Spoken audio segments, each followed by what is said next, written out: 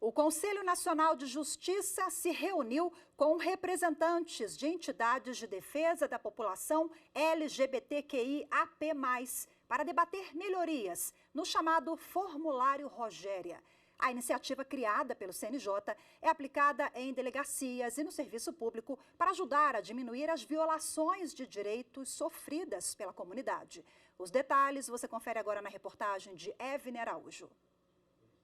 O Registro de Ocorrência Geral de Emergência e Risco Iminente à Comunidade LGBTQIAPN+, mais conhecido como Formulário Rogéria, foi criado para ajudar a identificar a LGBTfobia e diminuir a repetição das violências sofridas. A coordenadora de Diversidade Sexual e de Gênero do Rio Grande do Norte, Rebeca de França, conta que ainda é um desafio fazer denúncias sobre violações de direitos nas delegacias. Você chega, por exemplo, num espaço, numa delegacia, e aí você sofre LGBTfobia, e aí é difícil você conseguir caracterizar aquele crime. Sempre vai tentar, não, você foi roubada, não, você sofreu injúria, mas nunca classifica como LGBTfobia. Então, a gente precisava criar um formulário da qual as pessoas pudessem cravar que estavam sofrendo LGBTfobia, porque, infelizmente, as coisas do nosso país só funcionam através de números, né?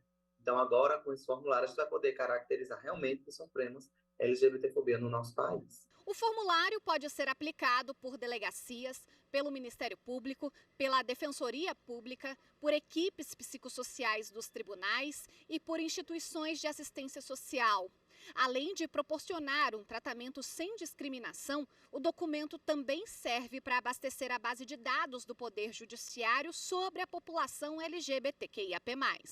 O registro inclui o nome social, com destaque nos cabeçalhos dos processos.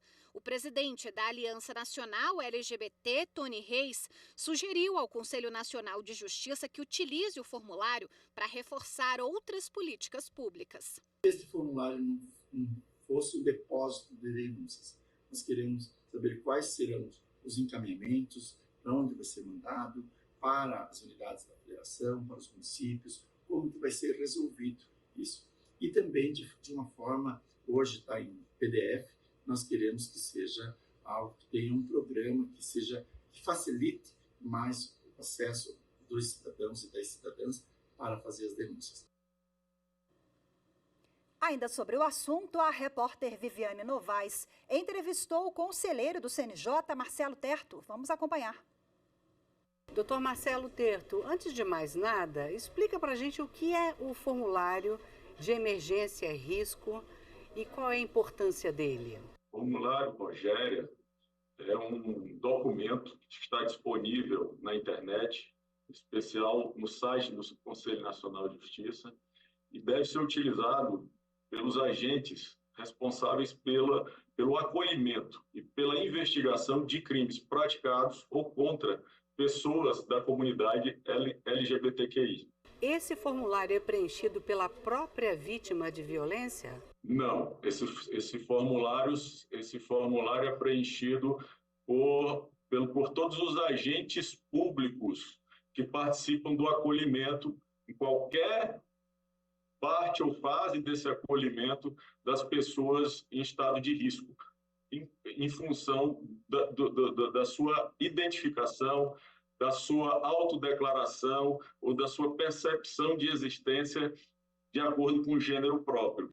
E quem são esses agentes? O senhor poderia dar alguns exemplos? Agentes de polícia, né, tanto a Polícia Militar como a Polícia Civil, membros do Ministério Público, da Defensoria Pública, os advogados que fazem os encaminhamentos junto a esses órgãos públicos e também as instâncias do Poder Judiciário. E que mudanças, doutor Marcelo, estão sendo estudadas e vão ser implementadas agora em relação a esse formulário?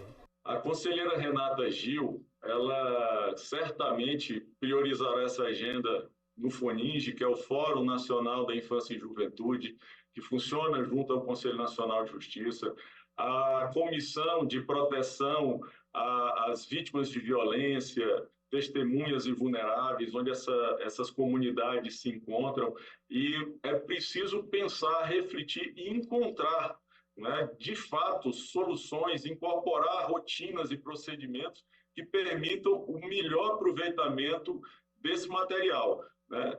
O primeiro passo é preenchê-lo, né? Lembrar de sempre preenchê-lo, mas precisamos incorporar num sentido e num sistema interoperável, né, que permita a comunicação de diversos sistemas para que nós saiamos do manual e essas informações elas possam ser absorvidas e transmitidas numa forma de compartilhamento entre as instâncias competentes de forma automática, né, para não dizer inteligente, né, nos aproveitando de todos os recursos, até de inteligência artificial que possuímos hoje. A tecnologia está à nossa disposição, precisamos adaptá-la para trabalhar melhor e aumentar o potencial e alcance desse formulário, Rogério.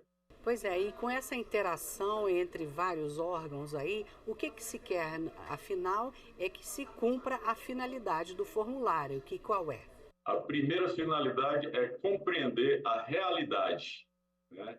Como as comunidades LGBTQIA+, se encontram hoje, quais são as dificuldades com as quais elas se deparam no dia a dia, no exercício do que tem minimamente disponível para garantir a dignidade dessas pessoas. Qual é a situação em que elas se encontram, quais são as relações familiares, quais os riscos em que ela está inserida, as situações de risco são as mais variadas, violência familiar, violência faccionada, todas as hipóteses que, inclusive, consideram as relações de emprego, as oportunidades de emprego oferecidas a essas pessoas, as pessoas que se reconheçam como homossexuais, bissexuais, transexuais, com todas as variedades de gênero possíveis. Elas são humanas, elas merecem a proteção do Estado e devem ser respeitadas e acolhidas como qualquer cidadão. Não há diferença em relação a isso. O humano é a base da nossa sociedade, o ser humano é um mínimo de dignidade que o Estado deve oferecer, mas para entender essa realidade e planejar, elaborar e executar políticas públicas que garantam a educação, a inclusão social, a inclusão no mercado de trabalho e a segurança dessas pessoas, necessita certamente de dados seguros para não viver do varejo, né? Com essa acolhida na porta das delegacias, porque isso não é digno para ninguém. É sinal de que o Estado está chegando muito tarde na vida dessas pessoas. E o formulário, Rogério, é isso. Idealizado pela cantora Daniela Mercury, que é uma ativista que funciona muito próxima do Poder Judiciário. Ela concebeu, apresentou e trouxe isso como uma ferramenta incorporada hoje ao Poder Judiciário que precisa ser melhor aproveitada. Dr. Marcelo Terto, muito obrigada pela sua entrevista. Agradeço.